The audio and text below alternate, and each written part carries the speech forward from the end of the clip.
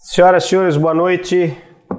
Sejam bem-vindos a mais uma aula do Círculo, uma aula aberta aqui no canal Círculo Movimento no YouTube. Eu sou Juliano Posati e hoje eu quero discorrer com você sobre o poder espiritual da música. Talvez você já tenha ouvido falar desse senhor que está aparecendo aí em tela, Bernard Palissy. Bernard Palissy foi um oleiro francês, lá de 1600 e Guaraná de Rolha. Ele fazia peças, pratos, porcelanas e ele dominava bem a técnica de modelar e vitrificar essas peças, como você vê aí na figura ao lado, esse belo prato de um gosto um tanto quanto excêntrico, com umas salamandras, umas coisas ao redor, né? Não sei se você comeria salada num prato do Bernard Palissy. O fato é que ele, em espírito, passa a se comunicar lá pelos idos de 1800 de Guaraná de Rolha com este senhor, Victorien Sardou, que era um dramaturgo francês, conterrâneo de um senhor que você conhece chamado Allan Kardec. Até que o Victorien Sardou tem a carinha do Renato Prieto, dá uma olhada, pus até a foto do lado aí, ó. Em psicografia, através de Victorien Sardou e também pelas contatos mediúnicos, conversas mediúnicas, Bernard Palissy deixa saber que ele é um habitante de Júpiter. Ele desencarna na Terra, realiza a sua ascensão e então passa a merecer uma encarnação no planeta de Júpiter, que é uma encarnação completamente diferente da Terra. Ele descreve que Júpiter é um planeta muito mais etérico, que a matéria mais resistente de Júpiter seria parecida com um floco de neve na Terra. Mas o curioso é que, e o que tudo isso tem a ver com o poder espiritual da música, Victorien Sardou recebe por psicopictografia um retrato ou alguns desenhos de habitações em Júpiter. Eu já falei disso em palestras para você. E essas habitações dão nota de algumas celebridades da Terra, algumas pessoas da Terra que realizaram a sua ascensão e foram morar em Júpiter. É o caso de Mozart. E ele vai, então, por psicopictografia, realizar esse desenho. É interessante que isso sai na Revista Espírita de agosto de 1858, a publicação que o Kardec fazia. Mas em setembro, Kardec faz uma nota de rodapé. E ele diz assim, ora, como fato de manifestações, esses desenhos são incontestavelmente os mais admiráveis, desde que se considere que o autor, no caso Victorien Sardou, não sabe desenhar, nem sabe gravar, porque ele era dramaturgo, não tinha nada a ver com um artista que fazia ilustrações ou coisa do tipo. E que o desenho que oferecemos é uma água forte, feita em modelo, sem modelo nem ensaio prévio, em 9 horas. Água forte. E eu separei aqui umas imagens para você ver, o Guilherme vai puxar aqui.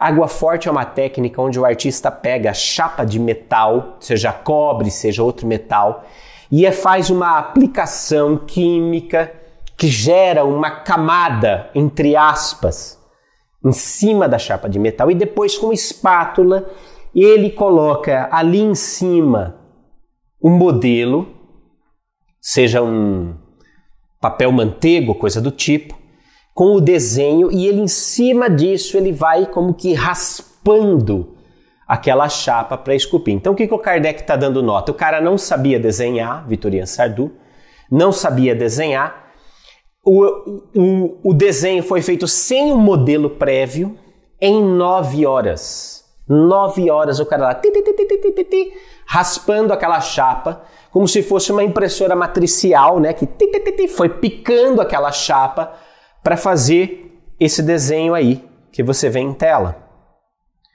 E o detalhe é o seguinte, essa seria a fachada da casa de Mozart.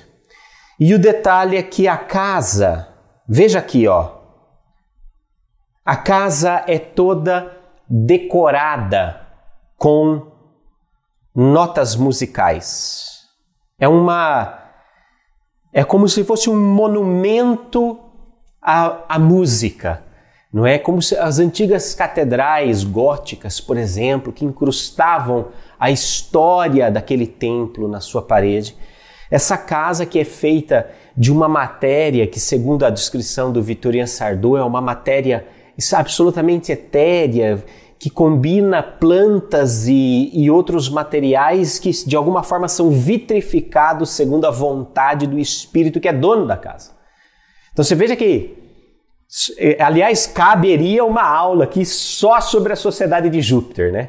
Se você está curtindo as aulas do Círculo e gostaria de ver essa aula inteira sobre a Sociedade de Júpiter, coloca aqui no comentário para mim, Posati, eu quero essa aula de Júpiter, que aí eu preparo. O que me chamou a atenção? Recentemente no filme Soul, da Disney, quando a alminha entra com o mentor no templo da vida do mentor, é exatamente esse conceito que a gente vê, só que lembrando que a Revista Espírita aqui é de 1858, né? Aquele templo em homenagem à vida do mentor guarda os grandes momentos, as grandes conquistas dele que podem inspirar outras almas. E por escolha, os cidadãos de Júpiter vão e colocam, né?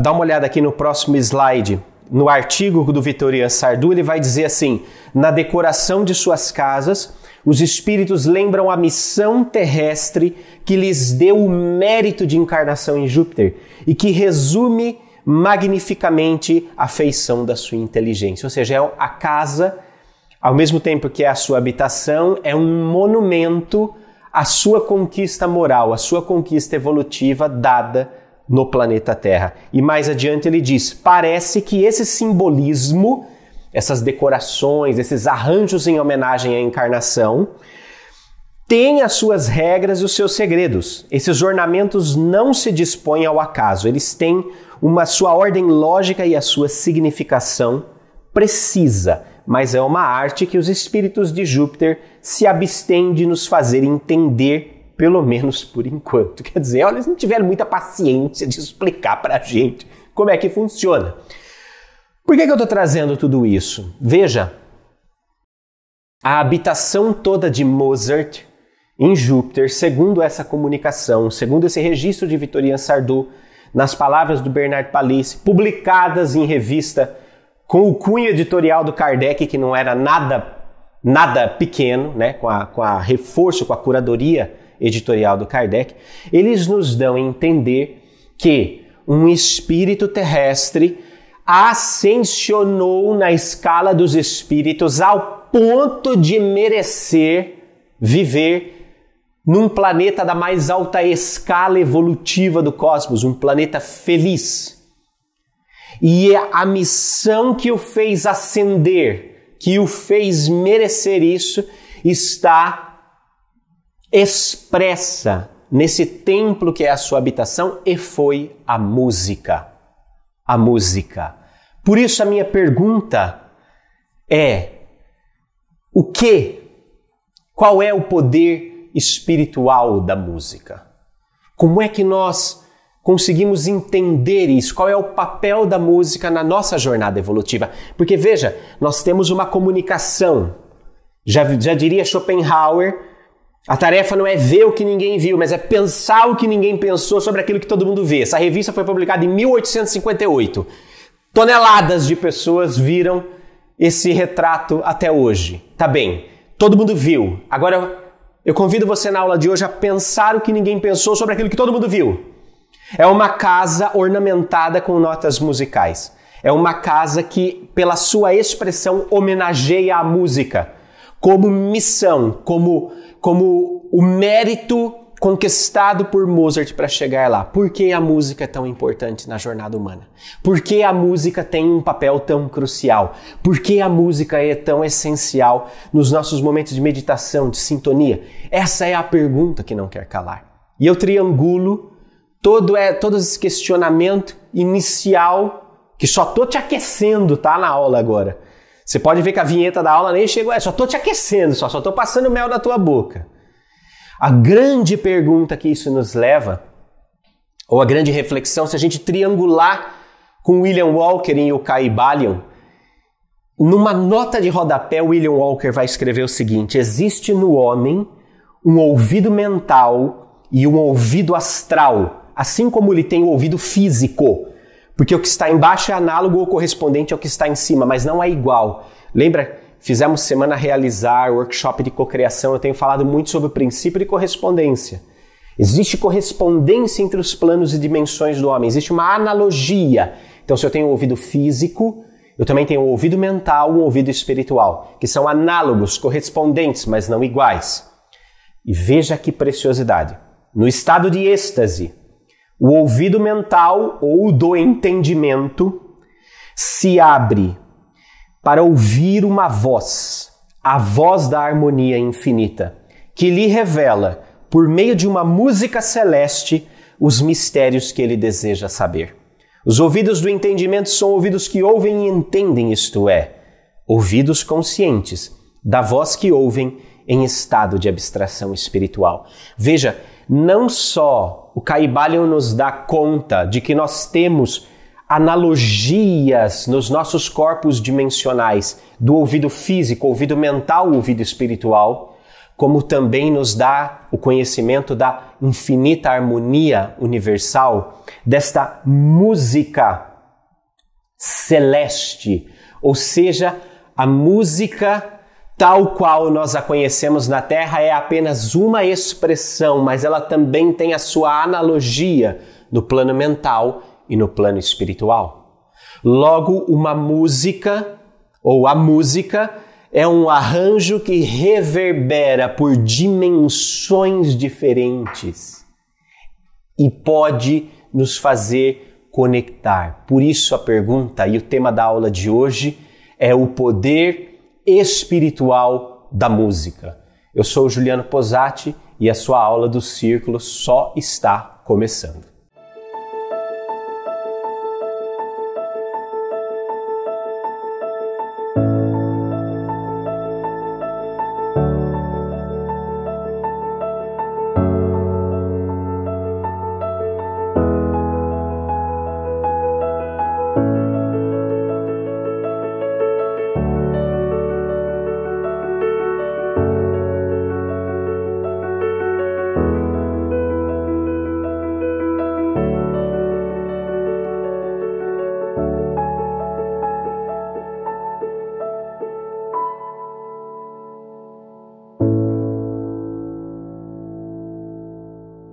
Muito bem, começo com perguntas. Primeiro, quais são os efeitos causados pela música na mente, no corpo e no espírito humano? Quais os impactos multidimensionais da música? Por que a música fascina os seres humanos? Você sabia que a música hoje é um mercado de 20 bilhões de dólares? É uma coisa que está no epicentro da nossa sociedade. A música não é uma coisa periférica, ela ocupa um papel importantíssimo na economia e nas relações sociais. Por que a música pode exercer certas ações no sistema orgânico de cada ser humano? E mais, por que é diferente quando você medita usando músicas? Essa aula toda, ela parte de um estudo da monografia do Álvaro Luiz Fonseca Benfica, que foi uma monografia extremamente bem feita, com muitas janelas e conexões que eu fiz a partir da leitura da monografia. Eu sou esse tipo de pessoa estranha, que lê monografia, lê tese, lê artigo, lê livro, lê jornal, lê piadinha de banheiro, de papel higiênico. Eu leio tudo que tem e eu começo a conectar tudo que está chegando até mim. E foi assim que eu idealizei a aula de hoje sobre o poder espiritual da música. Mas antes, vamos entrar um pouco em história.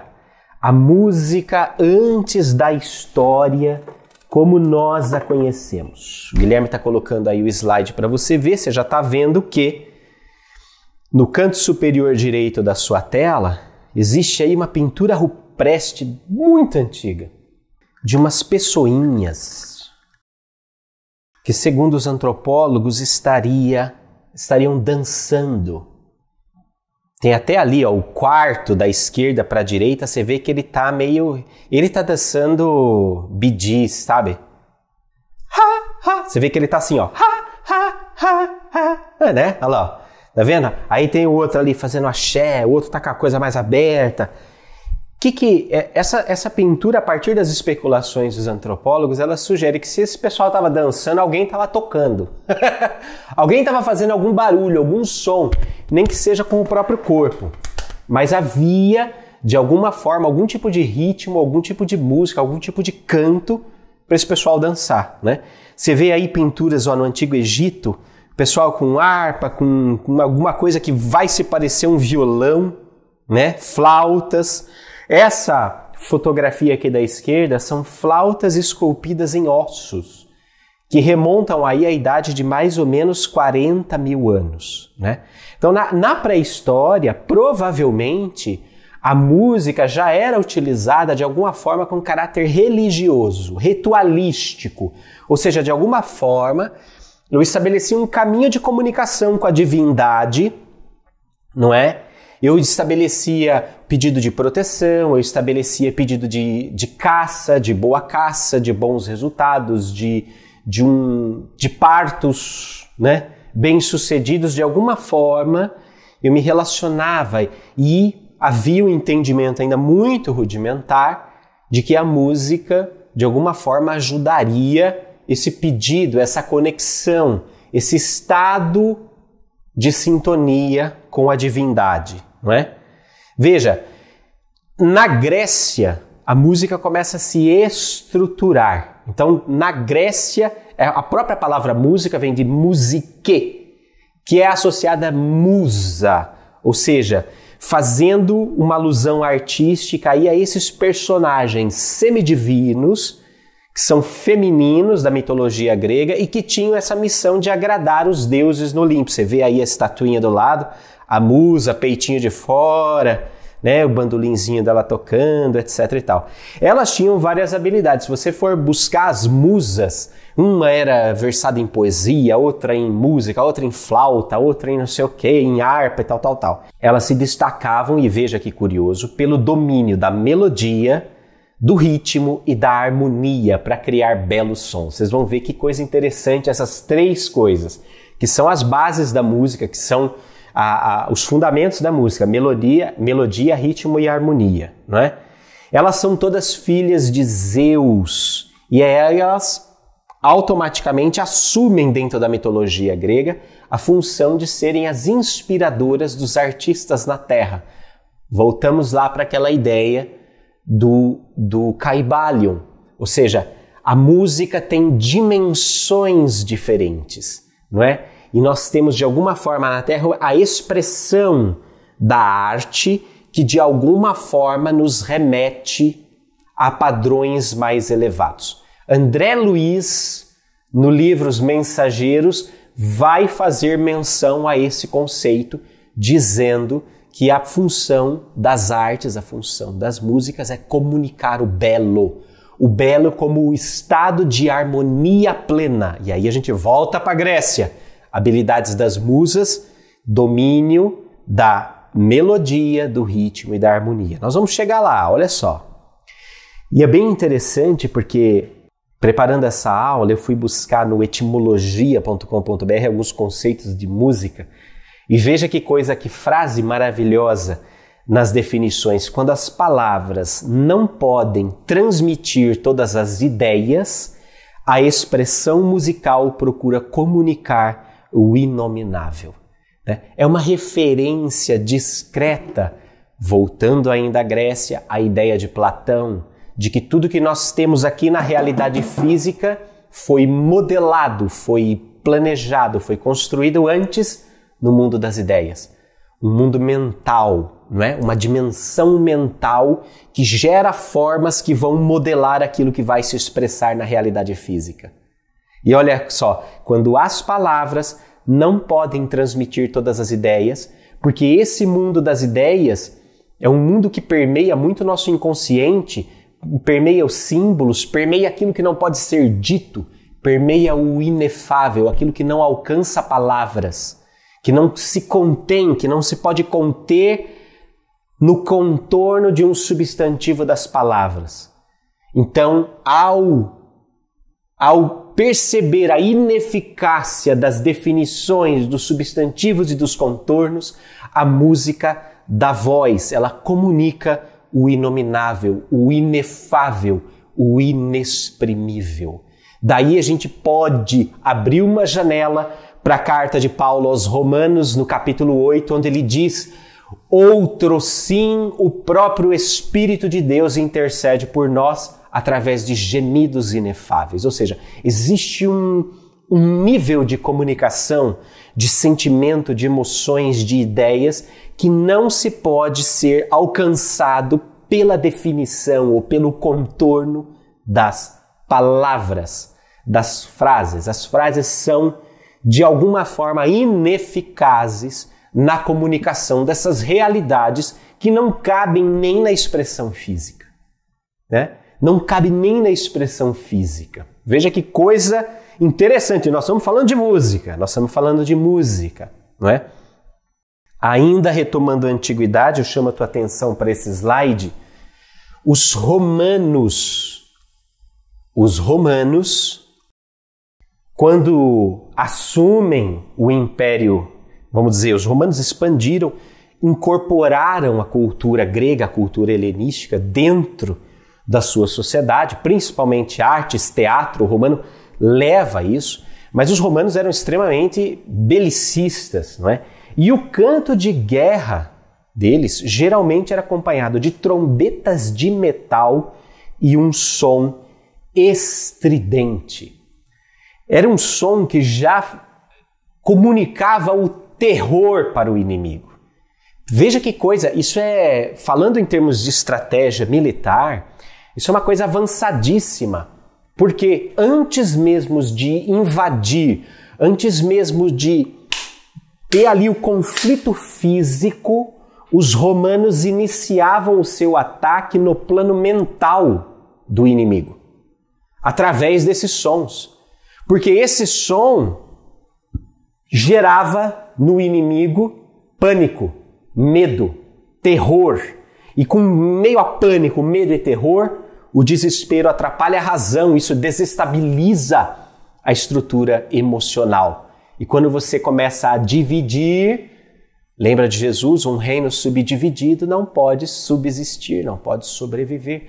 Você divide e ataca, Nós recentemente vimos aí cases de países e interesses políticos que usam a rede social para gerar polaridades que começam a se enfrentar dentro dos países e começa a gerar uma espécie de guerra civil fria. E nessa divisão da sociedade eles entram e plantam uma nova ideia e carregam a sociedade para onde eles querem. Então veja, os romanos já entendiam que a música acessava o plano mental dos inimigos. E eu traço um paralelo aqui interessante, eu sou muito fã do Hans Zimmer. Hans Zimmer é... Se o John Williams, na década de 80 e 90, foi o maior maestro e compositor de Hollywood, que criou temas como Jurassic Park, Superman, o tema do ET, o tema de Volta para o Futuro e todos esses temas maravilhosos, o Hans Zimmer é a nova geração, né? Ele criou aí temas para Inception, Batman The Dark Knight e tantos outros filmes brilhantes. Você reconhece o estilo do Hans Zimmer quando você está num filme e fala assim, nossa, essa música fala comigo. Essa música gera imagens na minha cabeça. É Hans Zimmer, com certeza. E eu vi uma certa vez uma entrevista do Hans Zimmer sobre o processo de pesquisa que ele fez no seu laboratório com os outros músicos para chegar ao tema do Coringa, The Joker, feito pelo Heath Ledger. E ele, o diretor do filme, que era o Christopher Nolan, ele até fala que estava chegando em Hong Kong e recebeu um áudio ou um arquivo com Hans Zimmer, tipo, tinha uma pasta com 1000 sons diferentes. E ele começou a ouvir, disse que era uma coisa mais louca que outra, né? Você que fica bravo da vida e quando recebe um áudio de 2 minutos, você imagina você receber um pacote com 1000 sons. E ali estava a pesquisa para criar a trilha sonora do Coringa. E eles escolhem, o Hans Zimmer escolhe, um som estridente, o Guilherme vai colocar para vocês aí uma ceninha, um som estridente que parece, feito na corda do violino, mas é um som ininterrupto. Então você tem a sensação de que aquela corda está se esticando e que a qualquer momento ela vai romper, mas ela não rompe.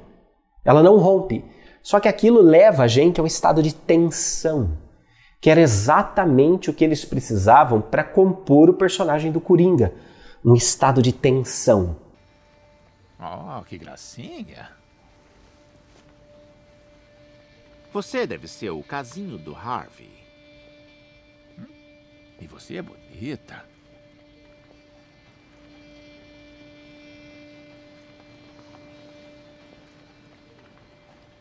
Parece nervosa. São as cicatrizes. Quer saber como eu consegui? Vem cá. Vem. Olha pra mim. Eu tinha uma mulher. Ela era bonita, como você. E ela me dizia que eu inculcava demais.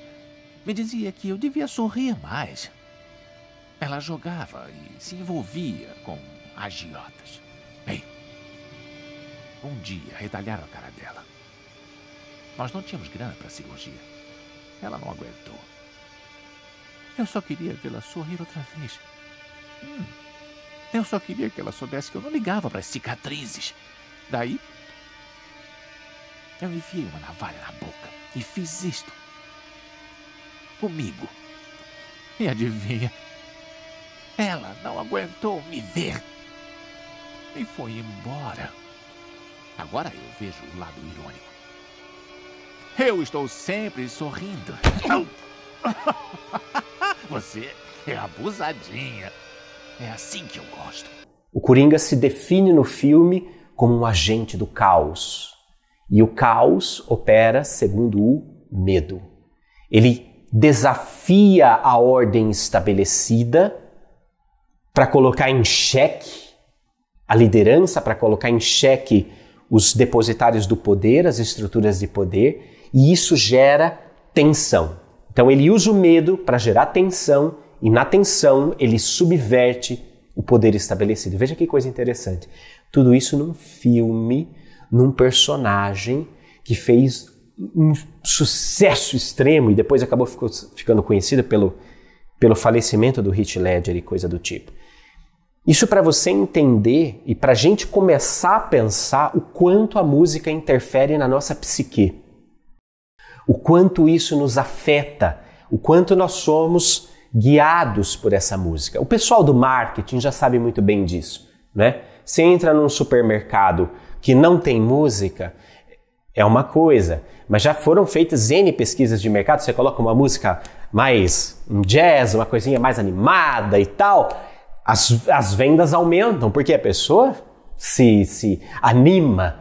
Imagina, você entra num shopping e tá lá cantando você já se sente um magnata de Nova York, já começa a navalhar o cartão e você tá ali envolvido. Você tá envolvido pela música, pelo cheiro, pela luz, por tudo que provoca uma experiência sensorial de poder, de coisa e tal. Isso, gente, isso é sine qua non, né? Agora, ao longo da história, você vai ver aí no próximo slide, a música, ela vai num processo cíclico, mas ela está sempre envolvida. Ela está sempre permeando os episódios históricos da nossa sociedade. Então, na pré-história, lá, ela vai aparecer muito mais como um contato ritualístico com a divindade, pois até aí um ícone para você. Depois da pré-história, os registros começam a aparecer mesmo na antiguidade entre sumérios, egípcios e gregos. Sumérios, egípcios e gregos.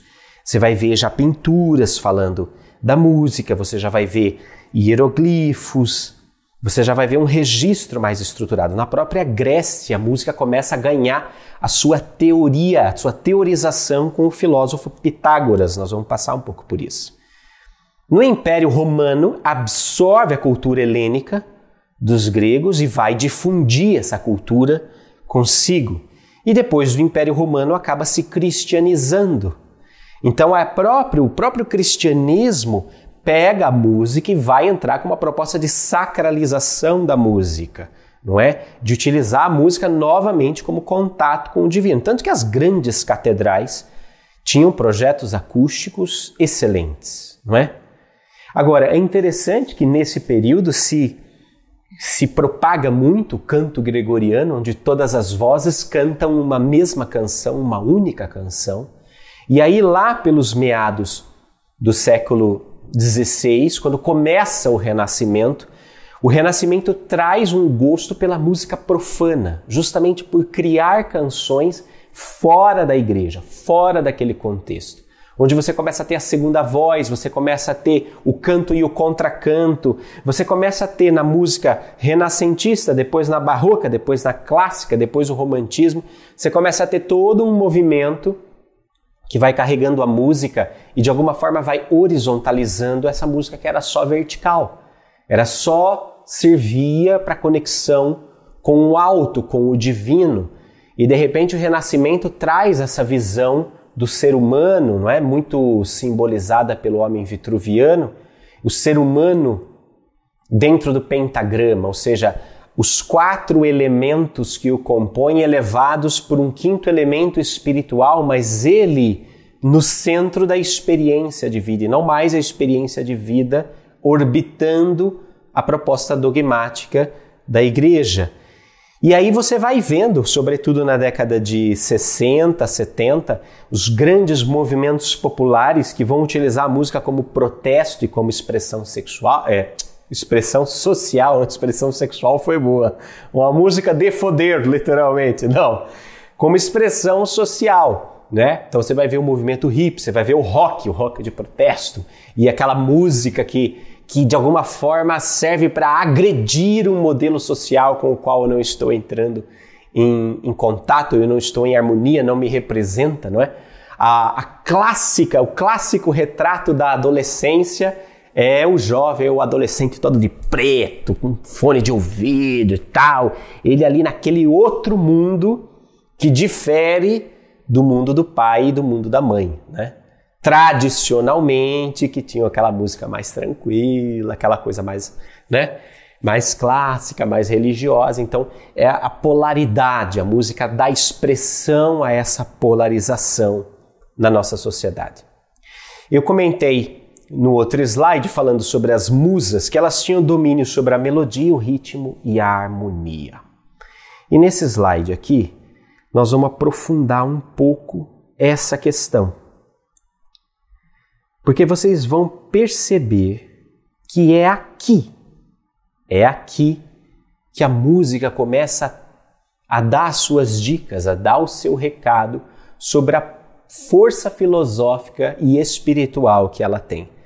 A melodia, o ritmo, a harmonia. Veja, se a gente pegar pelo Teoria da Música, publicado em 1996, vai definir assim, a arte de combinar os sons simultânea e sucessivamente com ordem, equilíbrio e proporção dentro do tempo. Olha que definição linda de música. É a arte de combinar os sons simultânea, sucessivamente, com ordem, equilíbrio e proporção dentro do tempo. E é aí que esta arte se nós contemplarmos esse conceito, nós vamos perceber que ele reverbera como pauta existencial de todos os seres humanos. Por quê? Porque todos nós buscamos a arte de combinar dimensões diferentes da nossa vida de maneira simultânea e sucessiva, com ordem, equilíbrio e proporção dentro do tempo que nos cabe de vida. E nesse momento, a música deixa de ser uma arte lá, uma coisa lá que eu escuto de vez em quando eu estou cansado, quando eu quero relaxar ou coisa do tipo. Ela deixa de ser um mero instrumento de entretenimento e passa a ocupar a pauta do epicentro filosófico da nossa vida, do epicentro evolutivo da nossa vida, porque todos os seres humanos buscam combinar dimensões simultaneamente, porque a simultaneidade é uma expressão do ser humano, não é? Nós dividimos as coisas num caráter pedagógico, industrial, seja do tipo, mas em verdade, todas as nossas dimensões são expressões simultâneas. Eu não estou aqui só dando aula com vocês com a minha razão. Eu estou com a minha razão, estou com o meu coração, estou com o meu sentimento, estou com o meu espírito, estou com o meu corpo. Meu corpo não está aqui falando sozinho, meu espírito está lá, desdobrado, girando placa, né? Que nem aquele, que nem aquele bicho grilo do filme Soul na esquina. Ele fica lá, girando placa e o espírito dele está lá, fazendo outra coisa. Eu não, eu estou com o meu espírito aqui. Eu tô com o meu corpo aqui, eu tô com a minha emoção aqui, eu tô com fome, eu tô cansado, eu tô disposto, eu estou aqui integralmente. Todas as dimensões do meu ser simultaneamente estão aqui, não é? E eu estou aqui sucessivo, todos nós buscamos essa sucessividade. Por quê? Nós percebemos a passagem do tempo através da cessação daquilo que é finito, daquilo que tem começo, meio e fim. Mas nós vamos percebendo o ciclo se encadeando, ciclos sucessivos se encaminhando. Então tudo tem começo, meio e fim, mas isso vai se continuando, isso vai se prolongando. A nossa vida é uma sucessão de momentos finitos que já começam a comunicar para a gente a finitude do período. Tudo na vida acaba, tudo que é bom, tudo que é ruim. Lembra aquela frase do Chico? Olha, quando você estiver no melhor momento da sua vida, lembre-se, isso passa. Quando você estiver no pior momento da sua vida, lembre-se, isso passa, porque tudo passa. Tudo passa. Nós até fizemos uma música sobre isso recentemente. Tudo passa. Tudo passa. Então veja, a arte de combinar simultânea e sucessivamente, com ordem. Com ordem. Por quê? O caos é o oposto do cosmos, não é? E vem a ordem, vem o alinhamento da nossa vontade com a vontade do todo, traz essa ordem que é a força da lei. Não é a ordem que alguém manda. Não confunda isso. Não entra com um pensamento de... Aí já começa... porque eu sou contra a ordem, não sei o quê, ditadura militar. Aí já começa aqueles comentários, o nego viaja na maionese no comentário. Não tem nada disso. Negro e branco, né? A gente tem uma mania de falar, nego faz isso. Não. Negro, branco, amarelo, todo mundo pensa isso. Aí o que acontece? O sujeito vira e fala assim, não, isso aí, ordem, não tem nada a ver com um manda e o outro obedece. Ordem aqui tem a ver com a força do todo que estabelece a regra geral, a disposição geral, o cenário geral da existência em todo o universo. Então, quando você reconhece a ordem, você, em verdade, está reconhecendo o fluxo que estabelece a existência do universo. Quando você ordena as coisas, você chega com equilíbrio, você desenvolve equilíbrio e proporção dentro do tempo, que é exatamente a definição de música. Ora, essa definição de música fala de muita coisa além de música. E aí a gente volta a usar a ideia do Kybalion. O que está em cima é como o que está embaixo, o que está embaixo é como o que está em cima. Se nós tivermos olhos para ver e ouvido para ouvir e entender, nós começamos a perceber que todas as coisas nos comunicam uma realidade que está para além da realidade que nós conseguimos experimentar com os nossos sentidos físicos.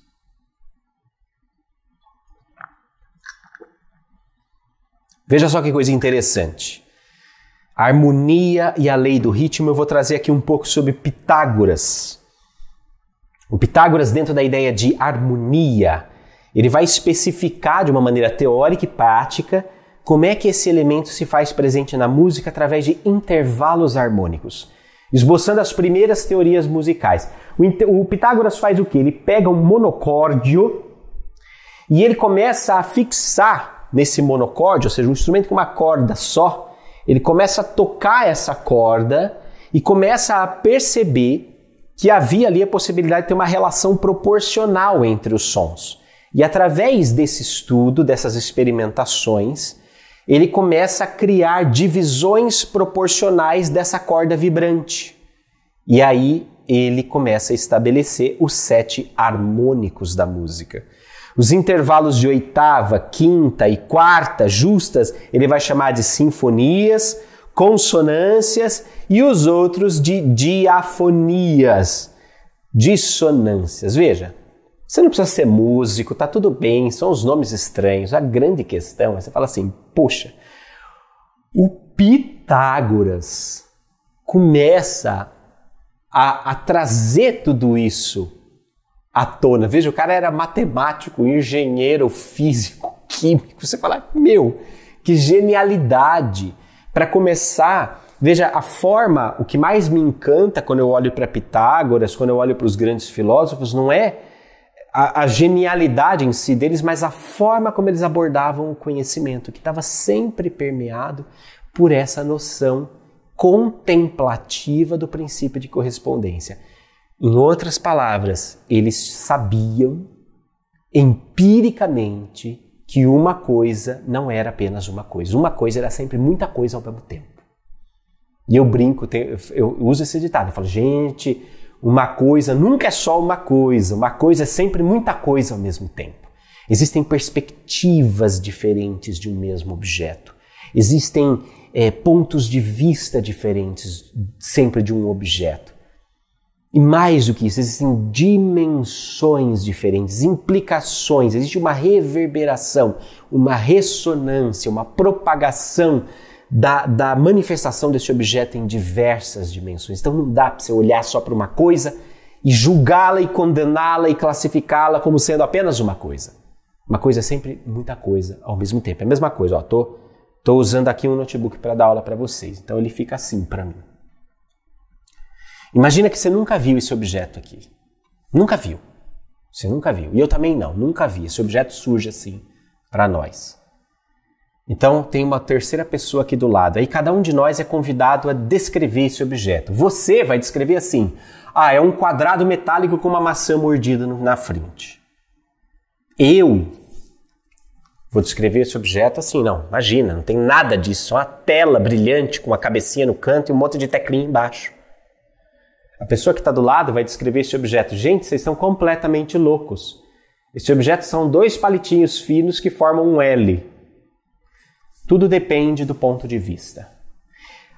Da mesma forma como a nossa compreensão desse objeto varia do nosso ponto de vista e da percepção de dimensão, de qual dimensão nós estamos em maior contato, quanto mais nós expandimos a nossa consciência para dimensões diferentes e reunimos conosco pontos de vistas diferentes, maior a nossa compreensão da realidade das coisas.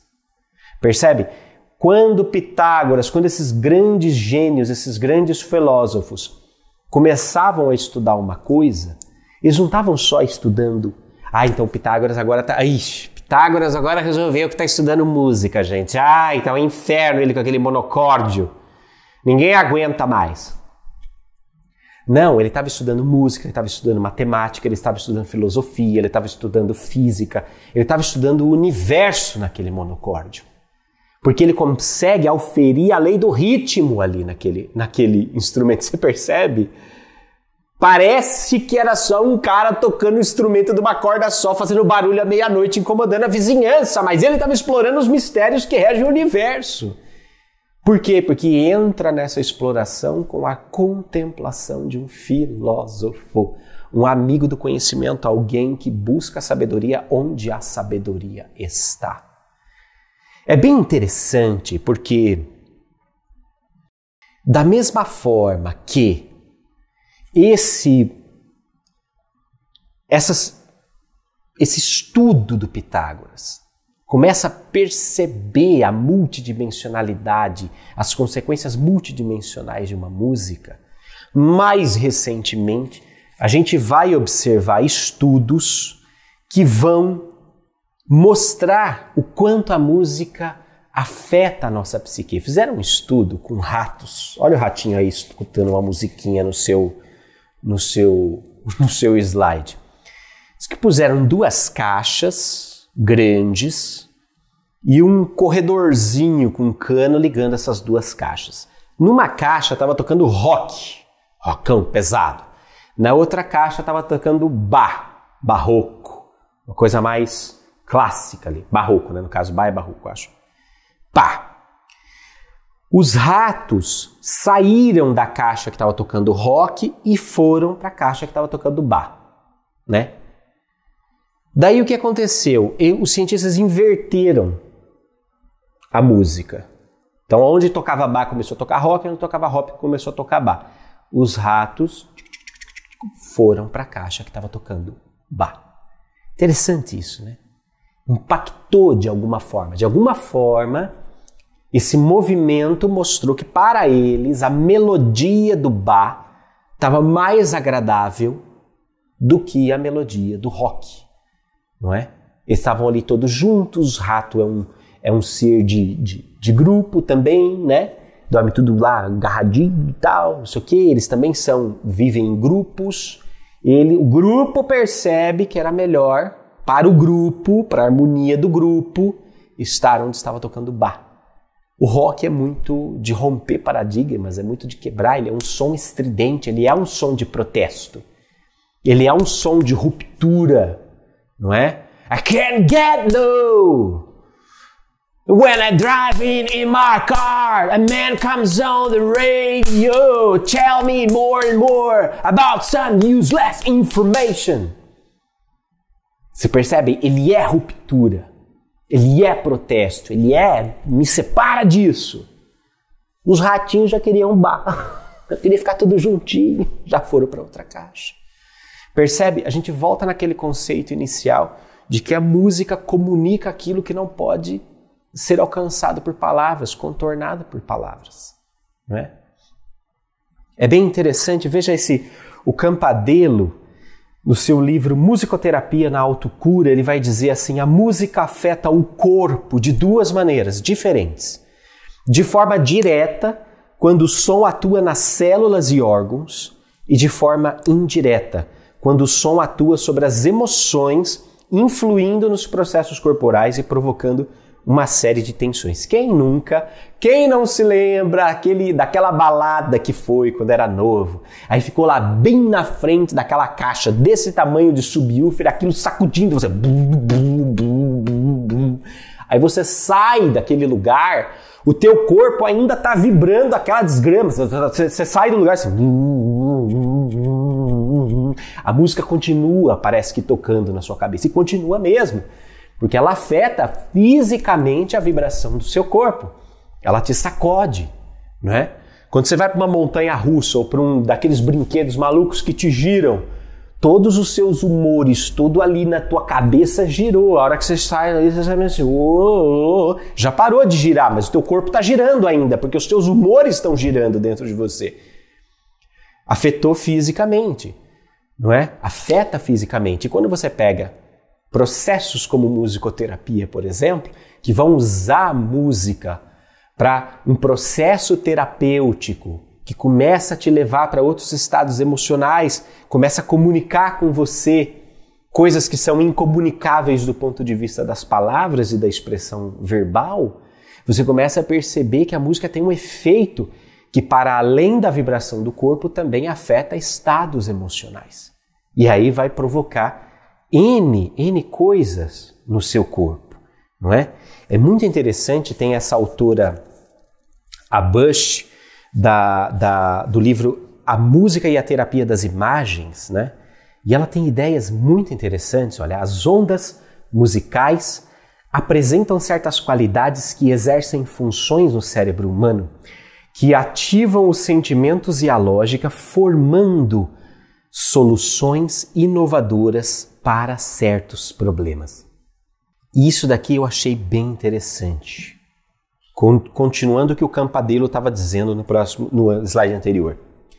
A música penetra no cérebro, estendendo-se pelo corpus callosum, lugar onde a memória é armazenada. Dali, ela pode estimular a capacidade de recordação, liberando um fluxo de imagens psicologicamente significativas ou de memórias relacionadas.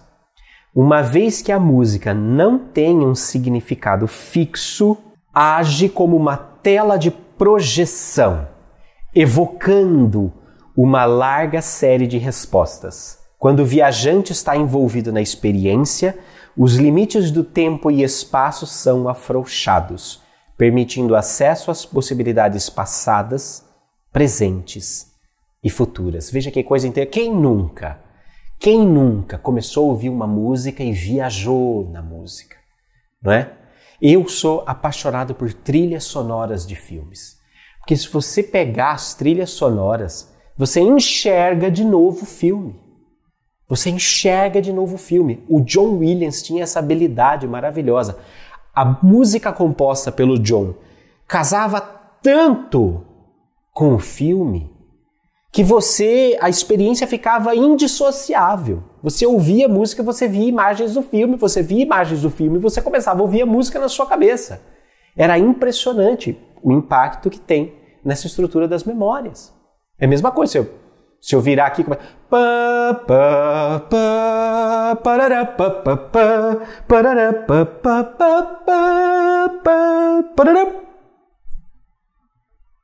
Pronto, de volta para o futuro.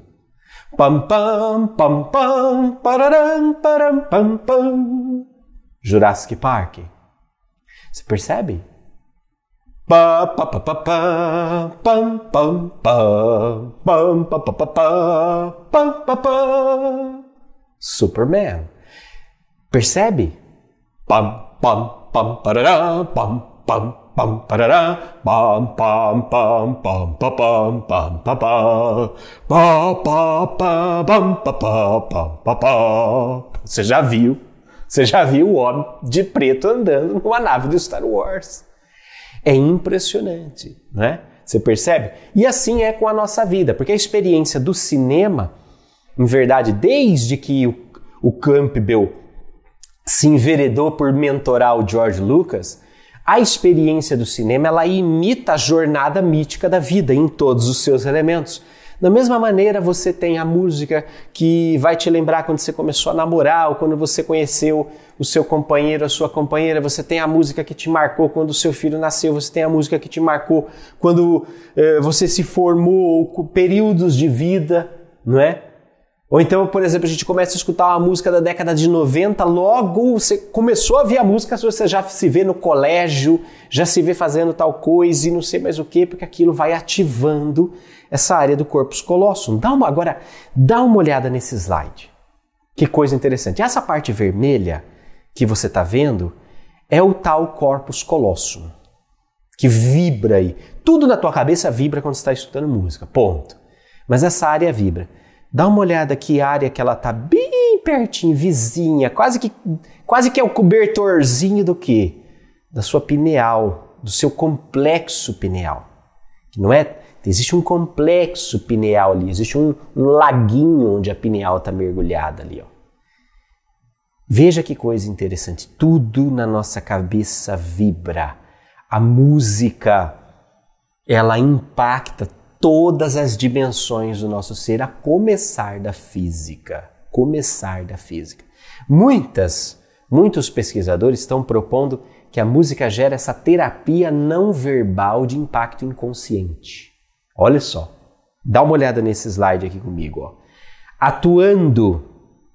Essa Bush é fantástica, viu? Atuando sobre o corpo humano, explica Bush, a música vai além das palavras e faz brilhantes intervenções não verbais ao sugerir, provocar, permitir, desencadear, amplificar, conectar, estabilizar e energizar, assim por diante. Essa ação dinâmica cria uma poderosa terapia não verbal. Veja, se a música vem e mexe com as nossas memórias, mexe com as nossas emoções que muitas vezes nós não sabemos dar nome, nós não sabemos verbalizar, nós não sabemos expressar essas emoções em palavras, a música nos ajuda de alguma forma a criar essa esteira de expressão e de sentimentos que necessariamente não vai precisar passar por palavras. Quantas vezes você já chorou? Quantas vezes você já chorou ouvindo uma música? sem saber dizer porquê. A música, você está chorando por causa da letra? Não, é uma música sem letra. Antes mesmo. E olha, isso daqui é uma coisa muito poderosa, gente. O quanto a música nos ajuda a fazer provocar, permitir, desencadear coisas que estão no nosso inconsciente que não tem um nome especificamente. O Wisnik também traz uma ideia interessante. Olha, a música é capaz de distender e contrair e deslocar aqueles acentos que acompanham todas as percepções. Ou seja, a música ela permeia a forma como nós experimentamos a realidade. Ela contrai, ela desloca, ela reforça certas nuances da nossa experiência física. Existe nela uma gesticulação fantasmática, olha que nome bonito, que está como que modelando objetos interiores. Olha que coisa louca. É como se no seu interior tudo tivesse dentro de uma neblina, uma confusão, uma coisa que você não consegue entender, e de repente certas músicas, a música vem e ela começa a plasmar, ela começa a dar forma àquilo que não tinha forma, de maneira que você consegue sentir aquilo de uma maneira melhor. E isso dá à música um grande poder de atuação sobre o corpo e a mente, sobre a consciência e o inconsciente, numa espécie de eficácia simbólica. E isso é muito interessante. O nosso inconsciente, ele conversa conosco o tempo todo. Ele permeia todas as nossas decisões. Nós decidimos muito mais por aqueles 90% do nosso inconsciente do que por aqueles 10% que estão na nossa gerência. O inconsciente, se a gente for fazer uma imagem, ele é como se fosse a parte de baixo do iceberg. A parte de baixo é muito maior do que aquele pico que está lá em cima. Ela define muito mais a direção, a velocidade, a forma como aquele piquinho vai aparecer ali em cima. Ou seja, boa parte, ou a grande parte do que nós somos, nós não temos exatamente domínio e gerência diretas. É muito louco isso. Eu fiz isso, mas não sei por que eu fiz isso. Eu tenho medo que eu não sei de onde vem. Você sabe agora, vem do seu inconsciente. Não mudou nada na tua vida, você vai continuar sentindo medo. A música ela entra de uma forma que, sem palavras, isso é muito louco, ela consegue nos ajudar a criar uma ponte de contato com esse inconsciente, que também não tem palavras. É como no sonho, por exemplo. Quando você sonha, que você acorda, boa parte do conteúdo dos seus sonhos vem vestido de símbolos. E aí a tua consciência, a tua razão, o teu ser consciente tenta começar a organizar aquilo de uma maneira lógica, de uma maneira linear, com começo, meio e fim, para que você consiga entender e achar que de alguma forma você vai conseguir gerenciar aquilo.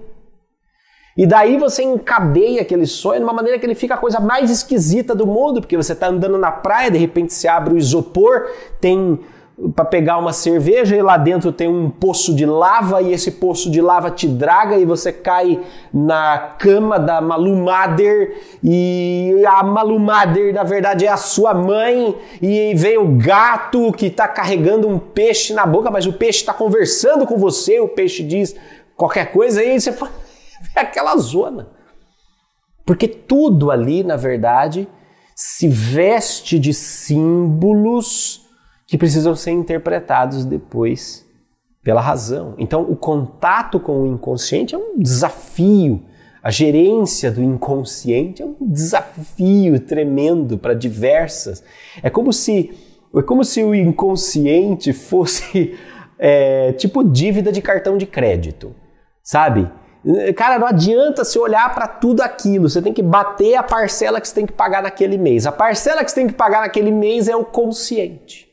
Então, de alguma forma, esse filtro que existe, essa divisão, essa linha, pensa lá no iceberg, aquela pontinha lá fora e depois tudo aquilo lá embaixo, essa linha que divide o seu consciente e o seu inconsciente, em verdade, é aquilo que separa a pauta daquilo que você precisa gerenciar nesse momento, no espaço-tempo, e a pauta de tudo aquilo que é a sua história presente, passada, pregressa, desta vida e de outras vidas que está lá no seu inconsciente. É como se a encarnação, é como se a materialização do nosso espírito e como se o nosso cérebro, a própria estrutura do nosso cérebro, física, a nossa psique, as nossas emoções, filtrasse de alguma forma. Daí a questão que você não se lembra das suas outras vidas, por exemplo. Porque se você não tem gerência sobre tudo aquilo, você não consegue, é a dívida do cartão de crédito, você não consegue pagar tudo aquilo de uma vez, você não consegue resolver tudo aquilo de uma vez. Então parcela. A encarnação é esse parcelamento, onde é nesta vida, neste momento, eu preciso ter, sob a gerência do meu consciente, aquilo que eu preciso resolver neste momento. Agora, todo o resto da dívida, todo o resto das outras parcelas também influenciam. E muitas vezes elas vão nos cutucar, sejam parcelas inconscientes da nossa história de vida nesta vida ou em vidas passadas, elas vão nos cutucar. E daí que nós precisamos de ferramentas e precisamos nos educar para administrar esse fluxo quando ele chega até nós. Olha, nós estamos falando de música, hein? Os sons podem agir, veja aí em tela comigo, como disparadores de pensamentos novos e de ideias criativas que dessa forma chegam à consciência. Veja, disparadores. De alguma forma, a música nos transporta ao contato com esse mundo onírico, esse mundo dos sonhos, esse mundo do inconsciente e as multidimensões do nosso ser.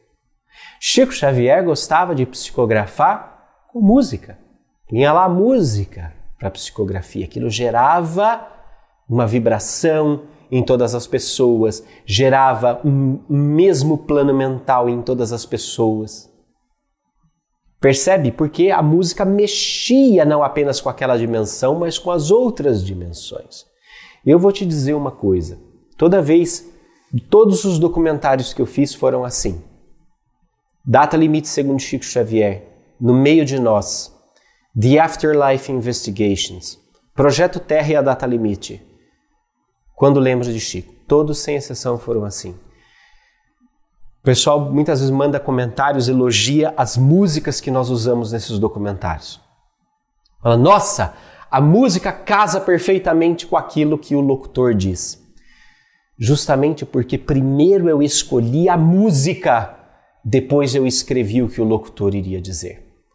Eu primeiro escolhia a música que comunicava vibracionalmente a vibração que eu queria comunicar com as ideias do documentário. E depois, mergulhando a minha consciência naquela vibração sonora, naquela vibração musical, eu era capaz de acessar aquilo que a egrégora queria dizer com aquela música e traduzia em palavras. Então, quando eu primeiro escolhi a música, como é que você escolhia a música? Sentindo a música. Primeiro eu sinto a música. E hoje, até hoje, todos os exercícios de espiritualidade, de meditação, tudo que eu faço, que eu vou utilizar música, eu primeiro escolho a música. E aí muitas vezes a pessoa, você vai fazer a meditação sobre o quê? Eu falei, eu não sei sobre o que é, mas o objetivo é sentir isto aqui. Isto aqui que não tem nome. Isto aqui que não tem nome. E daí eu vou e intuitivamente ouço, até que alguma coisa que eu ouço bate aqui. Eu falo, opa, pera, acho que está aqui. Eu ouço e sinto de novo, e sinto de novo, e sinto de novo, até perceber que estado de consciência aquilo me leva, se é o estado, se é o endereço vibratório do sentir que eu planejo comunicar. É o sentir. Então nós vamos usar essa música para a meditação, vamos usar essa música para o vídeo, para o documentário. E em cima dessa música, a gente vai e escreve o texto, porque a música já transportou o meu sentir para o endereço vibratório que eu quero que a consciência chegue. E daí eu crio degraus através das palavras para chegar ali. Daí eu vejo isso que o Friedman falou e falei, é exatamente isso que acontece. A musicoterapia, ainda segundo Friedman, é o âmbito de recuperação do ato musical como um fenômeno grupal, coletivo, gerador e veiculador de estados emocionais. É isso! A música é o gerador e o veículo de um estado emocional. Ela veicula, ela põe rodinhas nos pés dos seus sentimentos para que os seus sentimentos se movam. Porque a saúde mental, a saúde física, a saúde social, a saúde humana tem a ver com movimento, tem a ver com energia, a energia é movimento. Então a música traz movimento ao nosso sentir. Antes de começar essa aula, o que eu fiz? Spotify, venho aqui, vou pegar a música que precisa trazer, que precisa mover os meus sentimentos dentro daquilo que eu tenho que falar. Percebe? Tem gente que vai começar um trabalho e faz uma oração. Tem gente que vai começar um trabalho, faz um movimento, estrala dedo, usa apometria, etc. Eu vou começar um trabalho, eu ouço música. É aquilo que mais rapidamente coloca o meu sentir em movimento. E ao colocar o meu sentir em movimento, o sentimento é a base da mediunidade. A mente é a base da mediunidade. Mas a base da mente está o sentir, está aqui. O epicentro do seu ser está aqui. Você não racionaliza apenas aquilo que você vai dizer. Você primeiro precisa sentir o que você precisa dizer para então dizer. E isso afeta todas as áreas, a forma como nós fazemos todas as coisas, não é? Na relação terapêutica, os sons permitem que se erga uma ponte de comunicação pré-verbal. Olha só, a comunicação se inicia antes mesmo da mensagem ser, entre aspas, codificada com códigos de comunicação direta. Antes mesmo que se dê nome àquilo que se sente já é posto em movimento. É uma ponte de comunicação pré-verbal de expressão arcaica e concreta, relacionada com o aqui e o agora, comparando as dissonâncias entre o dito, o expresso e o vivido. Olha que trilho! A música embala a nossa vida. A música tem a força de embalar a nossa vida. Ela vai criar esse trilho de conexão. É extraordinário. E tudo isso integra as multidimensões do nosso ser. Veja, aqui eu tenho um cara que eu sou fã dele, e a Bush cita ele no livro A Música e a Terapia das Imagens, que é o Stanislavich Grof. O Stanislavich Grof, ele vai estudar aqueles estados alterados de consciência, ondas cerebrais, etc. e tal. O contato multidimensional começa muito fortemente com ele. E ele vai dizer o seguinte: a música cria uma onda portadora contínua que ajuda o sujeito a se movimentar através de sequências de impasses difíceis, a superar defesas psicológicas e a render-se ao fluxo da experiência. Ela tende a transmitir uma sensação de continuidade e conexão no decorrer de diversos estados de consciência. Olha que extraordinário! Eu sou absolutamente fã, por exemplo, de worship sections. Vejo aquelas igrejas gospel e aquelas músicas são muito boas musicalmente falando. A letra, às vezes, a letra é o menos importante. A letra é o menos importante, porque a letra fica circunscrita aos limites da consciência, do racional, do dogma. Então as letras têm a ver de acordo com a fé, com aquele conjunto de dogmas, whatever. Eu pego o que aquela música está comunicando vibracionalmente. O que a melodia, o ritmo, a harmonia daqueles ritmos e daqueles sons, harmoniosamente, perfeitamente combinados, em ordem, ao longo do tempo estão comunicando vibracionalmente. Você percebe o quê? As pessoas indo a estados emocionais de êxtase e de conexão que não iriam em qualquer outro lugar, em qualquer outro momento, com qualquer outra terapia. E aí isso que o Stanislavski diz assim, ó, ela ajuda o sujeito a se movimentar através de sequências e impasses difíceis, a superar defesas psicológicas e a render-se ao fluxo da experiência. É o que você vê em sessões de worship sections, em sessões de músicas de adoração, de músicas de louvor. As pessoas superam sequências e impasses difíceis, as pessoas superam defesas psicológicas e se rendem ao fluxo da experiência.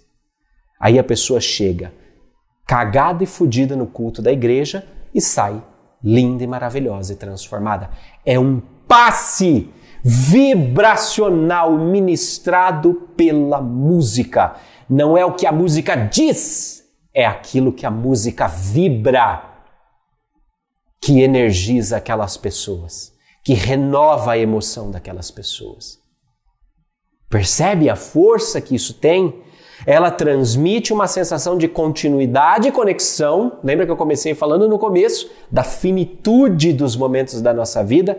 Ela transmite uma sensação de continuidade e conexão no decorrer de diversos estados de consciência, porque a música nos leva à experiência de outras dimensões da realidade do nosso ser que alteram os nossos estados de consciência. O nosso foco consciencial se desloca para diversas dimensões quando nós nos conectamos com uma música. No caso, gente, tudo isso falando de impactos emocionais, impactos mentais, mas o princípio de correspondência continua aqui presente. O que está em cima é como o que está embaixo. Você tem, por exemplo, no caso da dor, veja aí nesse slide, a música melodiosa, terna e serena determina efeito analgésico ou anestésico.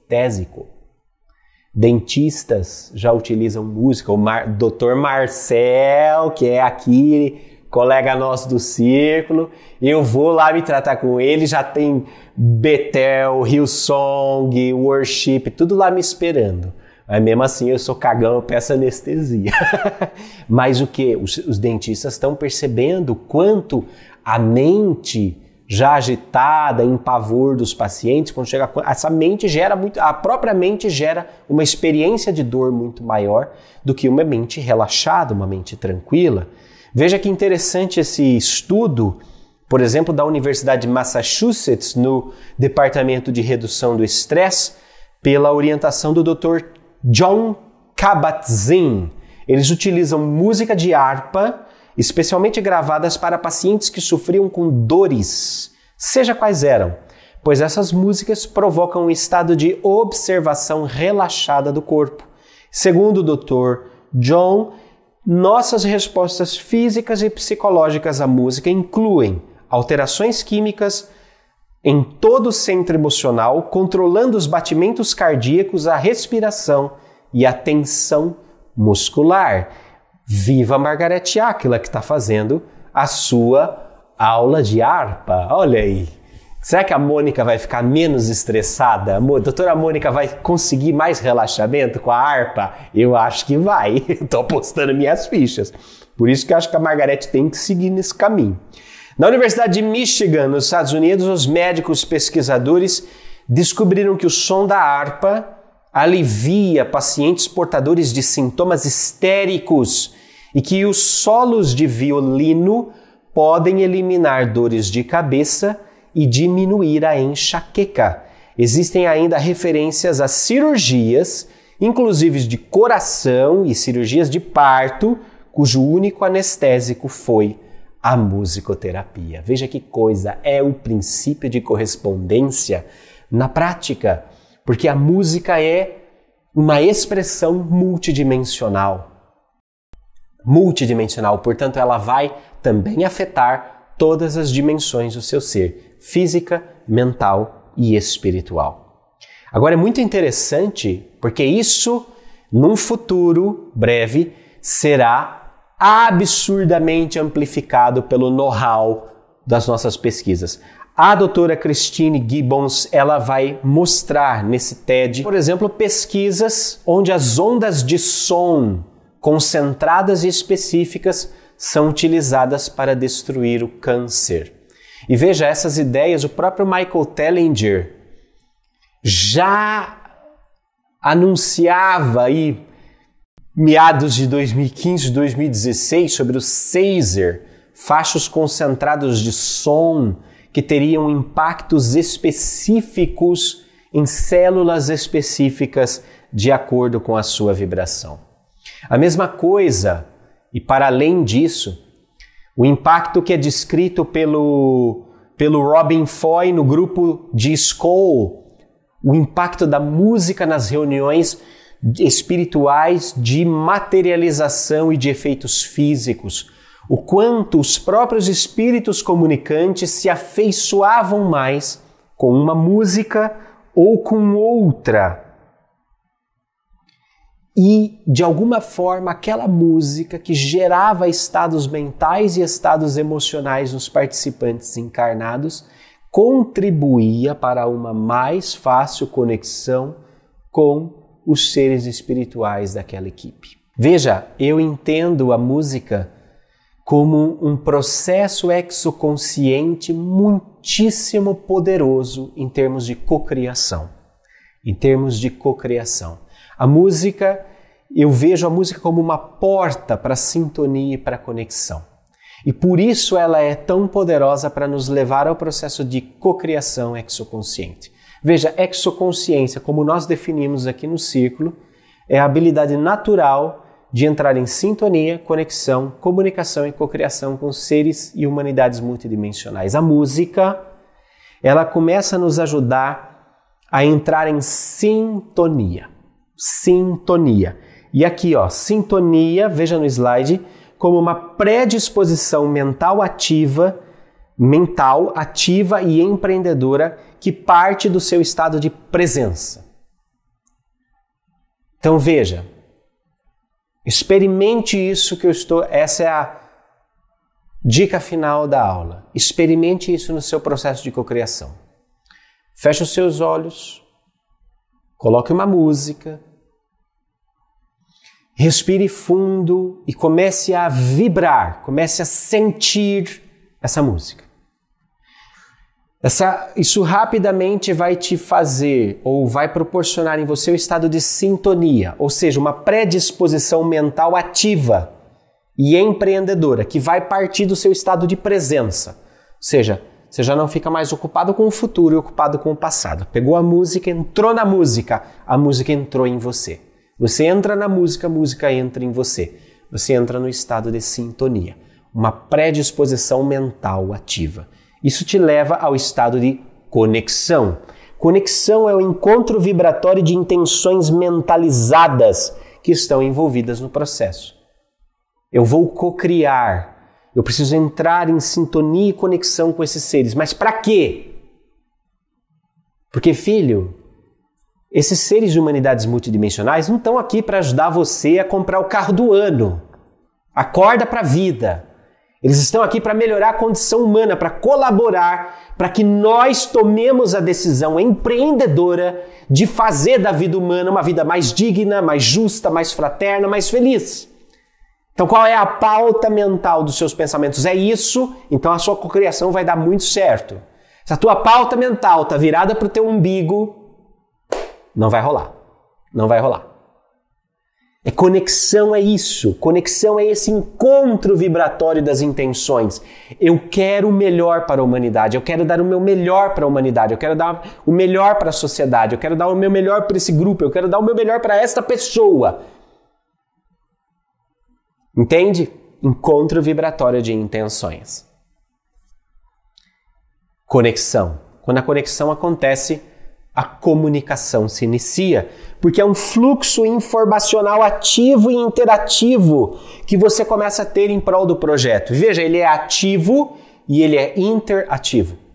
Você também age no processo. Você também manipula. É uma conversa, não é um monólogo com esses seres de humanidades. É uma conversa, é uma interação. Eu ajo, você age, eu ajo. Interação. Em prol de quê? Em prol desse projeto de melhoria da condição humana. Em prol desse projeto. E veja, não importa o tamanho. Aquilo que você faz pelo seu filho é um projeto ativo de melhoria da condição humana. Se você o cria com responsabilidade, se você precisa de respostas, isso é um projeto ativo da melhoria da condição humana. Não menospreze, se você é o diretor de uma empresa, ora, tudo aquilo que vai acontecer dentro da tua empresa é um projeto ativo de melhoria da condição humana. Se você é o presidente de um país, se você é o prefeito de uma cidade, se você é o líder de uma ONG, de uma comunidade, de um centro, se você é um terapeuta holístico, se você é um profissional, independente da sua atuação, você lida com processos e pessoas. Você lida diretamente. Você é um ser fundamental na dinâmica social. E aquilo que você faz impacta outras pessoas. Então, é nessa pauta que há o interesse de seres e humanidades multidimensionais. Colaborar para promover, para criar, para estruturar a fraternidade no nosso meio. Essa comunicação te leva à cocriação. E cocriação é melhoria constante da condição humana a partir de um trabalho de colaboração fraterna e multidimensional que se traduz em inovação, que se traduz em novos paradigmas, que se traduz num novo jeito orientado para uma nova humanidade. Seres novos construirão um novo céu e uma nova terra. Portanto, a renovação que começa em nós é a renovação que nós precisamos empreender para além de nós. E é aí que a música, em minha opinião, entra como uma ferramenta essencial para que este fluxo de cocriação, sintonia, conexão, comunicação e cocriação aconteçam de uma forma exoconsciente, sob o nosso domínio, com autonomia, com propriedade e com a força de empreender, de tomar a decisão de realizar. Se você curtiu muito essa aula, eu peço para que você compartilhe com todas as pessoas com quem você sabe que ela será extremamente útil para promover ainda mais sintonia, conexão, comunicação e cocriação, que é o que nós precisamos. Como seres humanos exoconscientes, nós precisamos nos ajudar, nos abraçar, nos estimular, compartilhar entre nós ferramentas e experiências e formas e caminhos para acessar mais conscientemente, com mais autoconsciência, com mais propriedade, com mais domínio, a capacidade de cocriação que nós temos com esses seres. E a música é uma ferramenta essencial, eu diria que é um combustível aditivado no nosso processo de cocriação exoconsciente. Então, eu te peço, essa aula é gratuita, está aberta no nosso canal, compartilhe com quem puder. Vamos criar aqui uma grande rede de estudos dentro do círculo em prol de uma nova terra. Sou Juliano Pozzatti e me despeço. Tchau, sempre avante, que questa é a coisa più importante.